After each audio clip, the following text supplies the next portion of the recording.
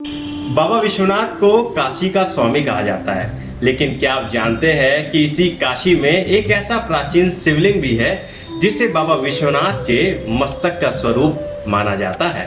वाराणसी के हरतीरथ क्षेत्र में स्थित है कृतिवासेश्वर महादेव। इस मंदिर में विराजमान नंदी महाराज का स्वरूप भी अपने आप में बेहद खास है।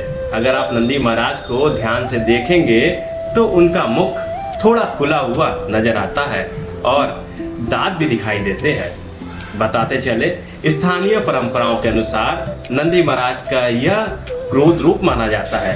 कहा जाता है कि जब गजासुर ने पूरे ब्रह्मांड और काशी में आतंक मचाते हुए तांडव किया था, तब उसके अत्याचार से नंदी महाराज भी क्रोधित हुए और भगवान शिव के साथ इस स्थान पर आए। लेकिन आखिर गजासुर कौन था और उसके वध के बाद इस स्थान का नाम कृतिवासेश्वर कैसे पड़ा? पौराणिक कथा के अनुसार गजासुर महिषासुर का पुत्र था। ब्रह्मा जी से वरदान प्राप्त करने के बाद वह बेहद शक्तिशाली हो गया और हाथी का विशाल रूप धारण करके पूरे ब्रह्मांड और काशी में ऋषियों, मुनियों और श्रद्धालुओं को परेशान करने लगा। तब ब्रह्मांड की रक्षा के लिए भगवान शिव ने गजासुर का वध किया। कहा जाता है कि त्रिशूल की नोक पर पड़े गजासुर को अपनी भूल का एहसास हुआ। उसने महादेव की स्तुति की और उनसे कुछ वरदान मांगे।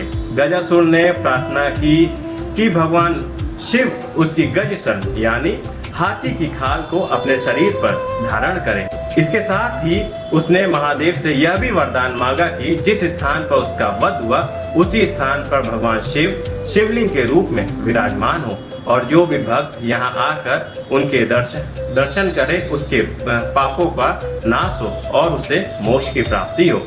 महादेव ने गजासुर की दोनों इच्छाएं स्वीकार कर ली।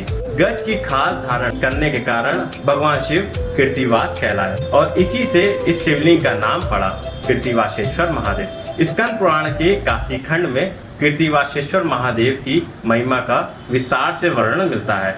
बताते चले, अध्याय 68 में गजासुर वध, भगवान शिव द्वारा गज चर्म धारण करने और कृतिवासेश्वर के प्रकाट की कथा आती है।